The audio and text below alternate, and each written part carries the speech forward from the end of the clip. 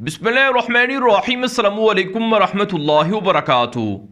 नाज़रीन, आप देख रहे हैं दुनिया मेरे आके यूट्यूब चैनल और मैं हूं गुलाम नबी मदनी। आज 24 मार्च 2022 है और आज दिन है जुमेरात का।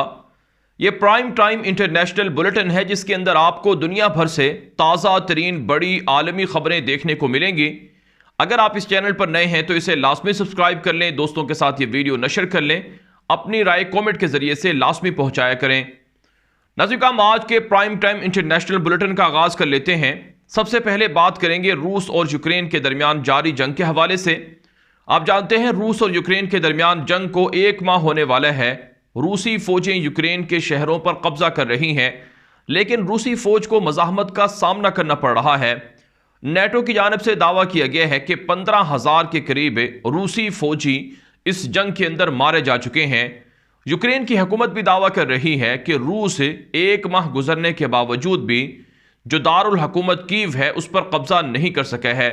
रूस ने यह दावा किया था कि वो 2 दिनों के अंदर दारुल हुकूमत कीव पर कब्जा कर सकता है, लेकिन 1 माह हो चुका है, अभी तक दारुल हुकूमत कीव पर कब्जा नहीं हो सका है। और रूसी फौज का जो मुहासरा है इसमें भी रूसी फौज को भारी नुकसान बर्दाश्त करना पड़ रहा है, ये यूक्रेन की हुकूमत दावा कर रही है।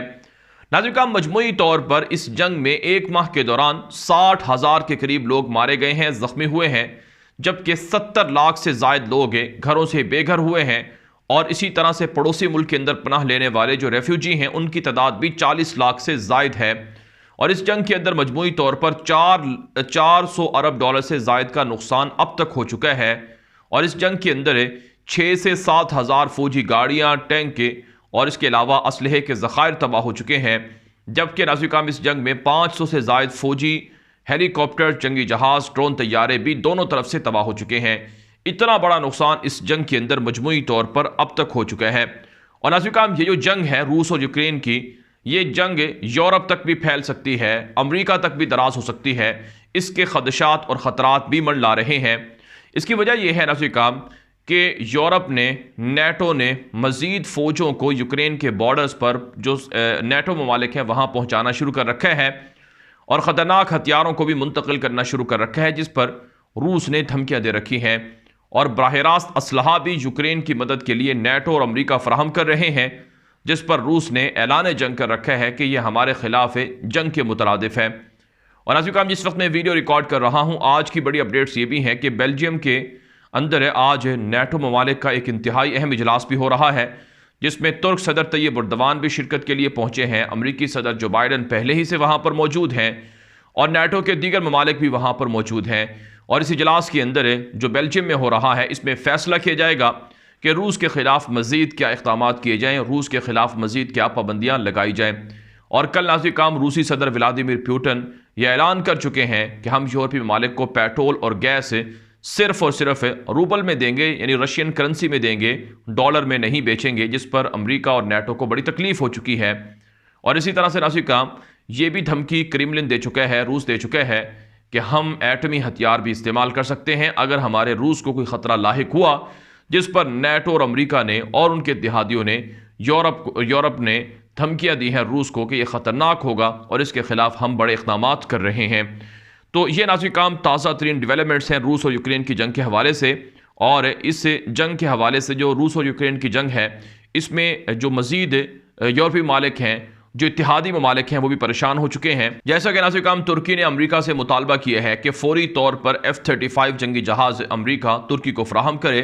और इसी तरह से अमरीका का जो पैट्रियट मिसाइल सिस्टम है वो भी तुर्की को फ़राहम किया जाए ताकि बवक्त ज़रूरत ये काम आ सकें। और नाज़रीन, अमरीका से पाबंदियाँ ख़त्म करने का मुतालबा भी तुर्की की जानिब से किया जा रहा है। अमरीका ने चंद दिन पहले मशवरा दिया था कि जो S-400 मिसाइल सिस्टम तुर्की ने ख़रीदा है, ये S-400 मिसाइल सिस्टम यूक्रेन की हुकूमत को दे दिया जाए ताकि रूस के ख़िलाफ़ इस्तेमाल हो। लेकिन तुर्की दोनों मुल्कों के साथ, यानी यूक्रेन के साथ और रशिया के साथ है, और इसी तरह से नेटो और अमरीका के साथ मसावी ताल्लुकात रखने का ख़्वाह है, इसलिए वो इस तरह की हरकत नहीं कर सकता है जिससे रूस और तुर्की के दरमियान ताल्लुकात बिगड़ जाएँ। वाराणसी का हम बात कर लेते हैं दुनिया भर से कुछ दीगर खबरों के हवाले से।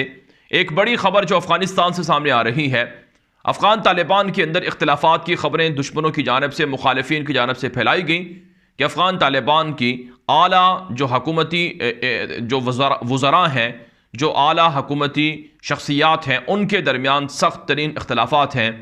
इन इख्तलाफात को ख़त्म करवाने के लिए कंधार के अंदर एक ग्रैंड इजलास हुआ है जो तालिबान के अमीरुल मोमिनीन मुल्ला हिबतुल्लाह खूनज़ादा की सरबराही में हुआ है। नाज़रीन, मुखालिफिन ने दावा किया था कि दरअसल जो सिराजुद्दीन हक्कानी है वज़ीर दाखिला और जो वज़ीर दिफा है मुल्ला मोहम्मद याकूब मुजाहिद, इनके दरमियान सख्त इख्तलाफात हैं जिसकी वजह से ये इंतहाई अहम इजलास हो रहा है। लेकिन नाज़रीन, आज अफ़गान तालिबान के जो वज़ीर इत्तलात हैं ज़बीहुल्लाह मुजाहिद और तर्जुमान हैं, उनकी जानिब से जो एलामिया जारी किया गया है उसमें यह बताया गया है कि मुल्ला हिबतुल्लाह खूनज़ादा की सरबराही में यह मामूल का इजलास हुआ है। अमीरुल मोमिनीन ख़ुद कंधार के अंदर रहते हैं, तो कंधार के अंदर वो रह कर वो अपने जो मसूलीन हैं, ज़िम्मेदारान हैं, उनकी हकूमती जो उनका काम है उसको मॉनिटर करते हैं। इसी सिलसिले में उन्होंने इजलास बुलाया है हुकूमती मामलात पर बहस करने के लिए और हुकूमती मामलात पर गौर करने के लिए, ना कि जिस तरह से दुश्मन फैला रहे हैं कि इनके दरमियान इख्तलाफात थे जिसकी वजह से इजलास बुलाया गया है। बहरहाल तालिबान के अमीर मुल्ला हिबतुल्लाह खूनज़ादा की सरबराही में जो इजलास हुआ है इसमें तालिबान के तमाम बड़े ओहदेदार शामिल थे, जिसमें मुल्ला अब्दुल गनी बरादर, मुल्ला मोहम्मद हसन अखून और इसके अलावा नाज़रीन मुल्ला मोहम्मद याकूब मुजाहिद, मुल्ला सिराजुद्दीन हक्कानी और मौलवी अमीर खान मुत्तकी और इसके अलावा दीगर जो आला सतह के कमांडर्स थे वो भी इस इजलास के अंदर मौजूद थे।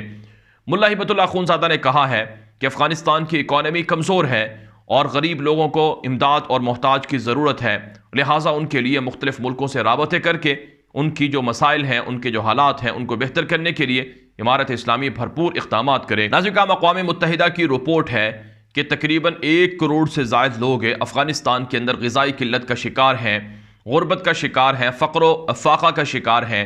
इनकी मदद पूरी दुनिया के मुसलमानों की जानिब से और पूरी दुनिया के लोगों की जानिब से ज़रूरी है। मुल्ला हिबतुल्लाह खूनज़ादा की सरबराही में जो ग्रैंड इजलास हुआ है इसमें अफ़गानिस्तान के अमन व अमान पर तबादला ख्याल हुआ है और इसी तरह से अफ़गानिस्तान के जो वसाइल हैं उनको किस तरह से इस्तेमाल में लाया जाए इस पर तबादला ख्याल हुआ है। मुल्ला हिबतुल्लाह खूनज़ादा ने ख़ास हिदायत की हैं, ख़ास नसीहतें और वसीयतें की हैं और इमारत इस्लामी के मसूलीन को, ज़िम्मेदारान को हिदायत की हैं कि अवाम की खुशहाली और फलाह बहबूद के लिए हर तरह के इक़दाम किए जाएँ और जो मुल्की असलहा है उसकी हिफाजत की जाए, उसको चोरी ना होने दिया जाए। जो जराइम पेशा लोग हैं उनके ख़िलाफ़ कोई भी समझौता ना किया जाए, उनके साथ कोई समझौता ना किया जाए और उनको ख़त्म किया जाए और इसी तरह से आवाम के साथ अच्छा रवैया अपनाया जाए, आवाम के मसाइल हल करने की तरफ तवज्जो दी जाए। और ऐसे काम ये भी कहा गया है कि चूँकि अभी इमारत इस्लामी की जो इकॉनमी है वो कमज़ोर है, लेकिन जो तनख्वाहें हैं उनको बर वक्त अदा करने की कोशिश की जाए और तालीमी इदारों को खोला जाए और तालीम के लिए लोगों को सहूलियात फराहम की जाएँ। मुल्ला हिबतुल्लाह खूनज़ादा की जानिब से कहा गया है कि पड़ोसी मुल्कों के साथ तिजारती मरासिम को बढ़ाया जाए, रिलेशन को बढ़ाया जाए और इसी तरह से जो इमारत इस्लामी के मसूलीन हैं, ज़िम्मेदारान हैं, वो अपने आप में गौर व फिक्र करते रहें कि कहीं ख़यानत ना हो, बददियानती ना हो, बदअहदी ना हो और नेमत की नाकदरी ना हो। अगर ऐसा हुआ तो फिर ये नेमत छिन सकती है। मुल्ला हिबतुल्लाह खूनज़ादा की सरबराही में जो इजलास हुआ है इसके अंदर कमांडरों को, गवर्नर्स को और मसूलीन वज़रा को ख़ास हिदायत की गई हैं कि अल्लाह ताला को सामने रख कर, खौफ इलाही सामने रख कर इमारत इस्लामी के जो मसूलीन हैं वो अपनी ज़िम्मेदारियाँ, ड्यूटियाँ सर अंजाम दें और हर वक्त उन्हें अल्लाह का खौफ दामनगीर रहे और इमारत इस्लामी के जो मसूलीन हैं वो किसी भी सतह पर इस्लामी निज़ाम से पीछे ना रहें और इस्लामी निज़ाम की भरपूर जो निफाज है, तत्बीक है, उसके लिए हर मुमकिन इक़दाम करते रहें। ये हिदायत की गई हैं। तो बहरहाल इससे बात वाज़ेह हो गई है कि अफ़गानिस्तान के अंदर इख्तलाफात की खबरें जैसे माजी में दुश्मन फैलाया करते थे अब भी फैला रहे हैं, हालांकि ऐसा कुछ भी नहीं है। अफ़गानिस्तान ही से नाज़रीन एक और ख़बर आपके सामने रखते हैं कि अफ़गान तालिबान ने लड़कियों के लिए स्कूल खोले थे 7 माह के बाद, लेकिन फिर आर्जी तौर पर स्कूल बंद करना पड़े। अफ़गान तालिबान कहते हैं कि इस्लामी कवानीन पर अमल दरामद किए बगैर स्कूल नहीं खोले जा सकते हैं और अब नाज़रीन इकराम जो 6 क्लास से ऊपर की जो तालिबात हैं उनके लिए स्कूलों में फ़िलहाल इजाज़त नहीं है और उससे निचले जो क्लासें हैं उनमें जाने की इजाज़त है। और आलमी सतह पर और वीडियोज़ और तस्वीर भी सामने आई थी कि जब स्कूल खुलने के बाद बंद होने का दोबारा ऐलान सामने आया तो बड़ी तादाद में तालिबात रो पड़ी कि उनकी तालीम का हर्ज हो रहा है। लेकिन अफगान तालिबान ने वजाहत जारी की है कि इमारत इस्लामी बच्चियों की तालीम को मुतासर नहीं करेगी। इस्लामी उसूलों के मुताबिक जो सेपरेट सिस्टम है, सेपरेट क्लासें हैं, उनका इंतज़ाम किया जा रहा है, जिसके बाद अफगान तालिबान क्लासें खोल देंगे। जबकि नाज़िर यूनिवर्सिटियों के अंदर बाहिजाब तालिबात फ़रागत हासिल करके वो फ़ारिग हो रही हैं, उनकी तस्वीर भी सामने आ रही हैं, जिनको देख कर ये लगता है कि वाकई अफगान तालिबान के ख़िलाफ़ जो प्रोपेगेंडा है तालीम के नाम पर, यह मनगढ़ंत है। अफगान तालिबान इमारत इस्लामी वो अपने मुल्क के अंदर तालिबात को बेहतरीन इंतज़ामात मुहैया कर रहे हैं और यूनिवर्सिटियों के अंदर तालिबात, कॉलेजेस के अंदर तालिबात है वो तालीम हासिल करके फ़रागत हासिल कर रही हैं। नाज़रीन, एक और ख़बर आपके सामने रखते हैं। ये ख़बर भारत से है। कलकत्ता के अंदर भारतीय रियासत मगरबी बंगाल में एक सियासी रहनुमा के कत्ल के बाद मुखालिफिन के घरों को आग लगा दी गई है, जिसके नतीजे में ख़वातीन और बच्चों समेत 10 से ज़ायद अफराद जलकर खाक हो गए हैं। ये रिपोर्ट सामने आ रही है भारत से। ये वो भारत है जो अपने आप को मदर ऑफ डेमोक्रेसी कहता है, लेकिन हकीकत यह है कि सियासी इख्तलाफ रखने वाले, बीजेपी से इख्तलाफ रखने वाले लोगों को जला दिया जाता है, मार दिया जाता है। और अब वहाँ पर यह अफसोसनाक वाक़या पेश आया है जिस पर पूरी दुनिया के अंदर आवाज़ उठ रही है कि भारत के अंदर नाम निहाद डेमोक्रेसी है, नाम निहाद जमहूरियत है। इसके अलावा ऐसे काम जो भारत से एक और ख़बर सामने आ रही है कि दुनिया के 100 आलूदा तरीन शहरों में से 63 शहर भारत के अंदर वाक़ हैं। यानी भारत दुनिया का आलूदगी में सबसे बड़ा मुल्क बन चुका है। और इसी तरह से नई दिल्ली मुसलसल चौथे साल भी दुनिया का सबसे ज़्यादा आलूदा तरीन दारुल हुकूमत करार दिया गया है। दुनिया के अंदर माहौलियाती तब्दीलियों की वजह से इक़दाम किए जा रहे हैं, लेकिन मोदी हुकूमत जो पैसा है वो असलहे की ख़रीदारी में सर्फ करता है या मुसलमानों के कत्ल गारत गिरी और मुसलमानों के कत्ल में और मुसलमानों के ख़िलाफ़ जो इक़दामात हैं उन पर ख़र्च कर रहा है, जबकि आवाम की सहूलियात के लिए पैसा खर्च नहीं हो रहा है। एक और ख़बर भारत से सामने आ रही है कि भारत के अंदर मुसलमानों की जो नस्ल कुशी है वो तो मोदी हुकूमत की जानिब से जारी ही है। मुसलमानों के ख़िलाफ़ मुतनाज़ इक़दाम बनाए जा रहे हैं। हिजाब पर पाबंदी की वजह से मुसलमान लड़कियां इस वक्त तालीमी इदारों से निकाल दी गई हैं और ना वो इम्तहानात दे पा रही हैं, ना वो क्लासों में बैठ पा रही हैं। ये भारत के अंदर रियासत कर्नाटक और दीगर रियासतों में सूरत हाल है। इसी तरह से नाज़रीन अब खबरें सामने आ रही हैं कि भारत के अंदर ज़बरदस्ती मुसलमानों के कारोबार भी बंद करवाए जा रहे हैं और मुसलमानों का तिजारती बाइकॉट भी किया जा रहा है। जो मुसलमान जो छोटे छोटे ताजिर होते थे वो मंदिरों के बाहर स्टॉल लगाकर वो कारोबार किया करते थे, उनके ये कारोबार बंद कर दिए गए हैं। और इसी तरह से भारत के अंदर मुसलमानों को काटने मारने के लिए भी द कश्मीर फाइल्स मूवी के बाद से जो इंतहा पसंदी है वो बढ़ रही है और मुसलमानों का तिजारती बाइकॉट भी किया जा रहा है कि मुसलमानों से ना कोई चीज़ खरीदी जाए, ना मुसलमानों को कोई चीज़ दी जाए और मुसलमानों को यहाँ से निकालने के लिए उन्हें तंग किया जाए। इस तरह के इक़दाम भारत के अंदर सामने आ रहे हैं और ना सिर्फ काम ये भारत की इंतहा पसंदी है और मुसलमानों की जो मस्जिदें हैं भारत के अंदर उनको भी बंद करवाने की खबरें हैं। 16 मसाजिद थीं दिल्ली की जिन पर जुमे की नमाज पर पाबंदी आयद की गई है। ये नाज़रीन काम रिपोर्ट से भारत से मसूल हो रही हैं। लिहाजा भारत के मुसलमानों को चाहिए कि वो ग़ज़वा हिंद के लिए तैयार हो जाएं, वो लड़ाई के लिए तैयार हो जाएं, अपने हक़ के लिए बाहर निकलें। अगर वो खामोश रहेंगे तो हस्पानिया की तरह वहाँ पर भी मुसलमानों का नामो निशान मिटाया जा सकता है। लिहाजा अपनी शनाख्त बरकरार रखने के लिए मुसलमानों को इक़दाम करने होंगे। नाज़रीन काम जो एक और ख़बर है ये भारत ही से है। भारत ने पाकिस्तान के ख़िलाफ़ फरामूस मिज़ाइल हमला किया था, जिसके बारे में भारत ने वजाहत की थी कि ये हादसाती तौर पर मेंटेनेंस के दौरान फायर हो गया था। खुशकिस्मती से ये वॉर हेड से खाली था। अब नाज़रीन खबर यह है कि इसके अंदर ग्रुप कैप्टन के मुलव्वस होने की इतलात हैं। इब्तदाई तौर पर तहकीकात की जा रही हैं और पाकिस्तान को इस वाक़े से आगाह किया जाएगा। यह भारत की जानिब से रिपोर्ट में बताया जा रहा है। नाज़रीन एक और ख़बर आपके सामने रखते हैं। ये खबर है सऊदी अरब और चीन के बाहमी ताल्लुकात के हवाले से। सऊदी अरब के वज़ीर ख़ारजा फैसल बिन फरहान और चीनी वज़ीर ख़ारजा वांग ज़ी के दरमियान पाकिस्तान की दारुल हुकूमत इस्लामाबाद में OIC कॉन्फ्रेंस के दौरान मुलाकात हुई है। दोनों मुल्कों ने इत्तेफाक किया है कि एक दूसरे की ज़रूरियात को पूरा किया जाएगा। सऊदी अरब की दिफाई मुश्किलात में चाइना ताउन करेगा, जबकि जो तवानाई की ज़रूरियात हैं उनमें सऊदी अरब पेट्रोल ज़्यादातर जो चाइना है उसको फराहम करेगा और पेट्रोल की तरसील में, तवानाई की तरसील में कमी वाक़ नहीं होगी। इसके अलावा नाज़रीन काम जो एक और ख़बर है वो तुर्की से है। तुर्की और हॉलैंड के दरमियान नए मुआहिदे हुए हैं। हॉलैंड के सदर ने तैयब उर्दगान से तुर्की के अंदर मुलाकात की है। हॉलैंड के सदर ने दौरा किया था तुर्की का और उर्दगान के साथ तिजारती मरासिम, दिफाई मरासिम बढ़ाने का ऐलान किया है। तुर्की ने कहा है कि यूरोपीय यूनियन में शमूलियत पर तुर्की यूरोप के साथ दोबारा मुज़ाकरा शुरू करना चाहता है ताकि यूरोपीय ममालिक के साथ तुर्की के रिलेशन मजबूत और मुस्तहकम हो सकें। नाज़रीन, तुर्की ही से एक और ख़बर सामने आ रही है कि तुर्की के दिफाई हथियार दुनिया के 100 ममालिक खरीद रहे हैं। दिफाई टेक्नोलॉजी में तुर्की खुद कफील हो रहा है। तुर्की के पास जो हथियार हैं वो दुनिया के बेहतरीन हथियार हैं, जिसमें ड्रोन तैयारे हैं और टैंक हैं और बाहरी जहाज़ हैं जो दुनिया के अंदर अपनी सलाहियतों का लोहा मनवा चुके हैं। आर्टिफिशियल इंटेलिजेंस टेक्नोलॉजी में भी तुर्की आगे बढ़ रहा है। तुर्की के आला हुकाम ने यह बयान दिया है। में एक और खबर आपके सामने रखते हैं। यह खबर फ़लस्तीन और इसराइल से है। ताज़ा तरीन खबर सामने आ रही है कि फ़लस्तीन के अंदर मुसलमानों पर यहूदियों के हमले का रिएक्शन बढ़ता जा रहा है।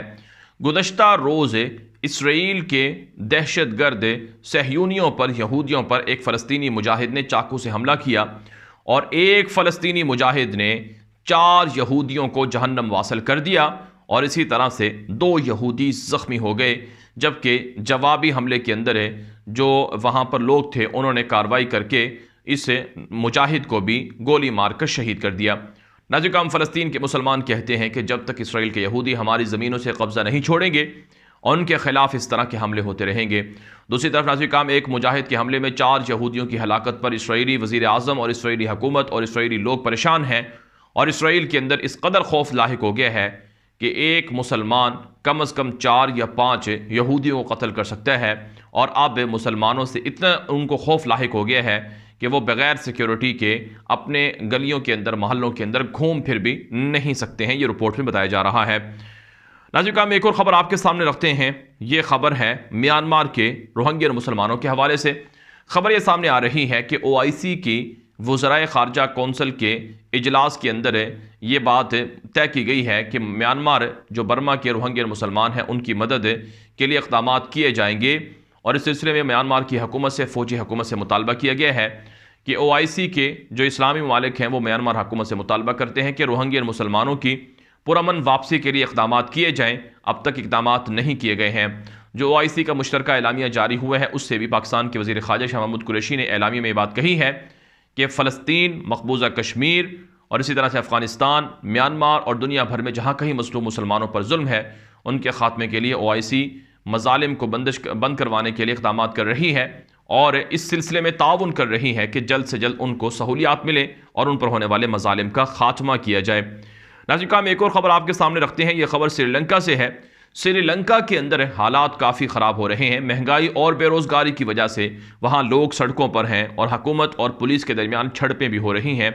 इस हवाले से रिपोर्ट्स हैं कि भारत श्रीलंका के अंदर मुआशी बहरान के पीछे है और श्रीलंका से लोग भागकर भारत भी जा रहे हैं जिनको वहाँ पनाह नहीं दी जा रही है। नाज़रीन, पड़ोसी मुल्कों के अंदर अमन व अमान को ख़राब करने के लिए जो भारत है ये पैसा लगाता रहा है और मुखालिफिन को उकसाता रहा है और महंगे कर्जे देकर वहाँ के प्रोजेक्ट हासिल करके श्रीलंका की हुकूमत को अपने कंट्रोल में रखने की भी साजिश करता रहा है। नाज़रीन, में एक और ख़बर आपके सामने रखते हैं। ये सोमालिया से है। सोमालिया के दारुल हुकूमत है मगदिशो के अंदर एयरपोर्ट पर जो हमला है वो पसपा कर दिया गया है और इस सिलसिले में जो दहशतगर्द हैं उनको हलाक कर दिया गया है। एक और ख़बर नाज़रीन सूडान से सामने आ रही है। जो अफ्रीका का मुसलमान अरब मुल्क है वहाँ पर मुसलसल एहतजाज हो रहा है। जो ताज़ा तरीन वाक़े हैं उनके अंदर कई मुजाहिरीन पर गोलियाँ चलाई गई हैं और वो ज़ख्मी हुए हैं। डिक्टेटर फ़ौजी हुकूमत के ख़िलाफ़ फ्रांस की जो सूडान की अवाम है वो सड़कों पर है और उसके ख़ात्मे का मुतालबा करके जो अवामी हुकूमत है उसका मुतालबा किया जा रहा है। नाज़रीन, ये थी अब तक की आलमी बड़ी खबरें। इन खबरों के हवाले से आपकी क्या राय है और इस प्राइम टाइम इंटरनेशनल बुलेटिन के हवाले से आपकी क्या राय है? आपकी राय हमारे लिए मुफीद साबित होगी। अपनी राय कमेंट के जरिए से, व्हाट्सएप के जरिए से लाजमी दिया करें और ये वीडियो हर जगह पर शेयर करें ताकि ज़्यादा से ज़्यादा लोग ये मालूमात हासिल कर सकें। अब तक के लिए इतना ही इजाज़त दीजिए। अस्सलामु अलैकुम वरहमतुल्लाहि वबरकातुहू।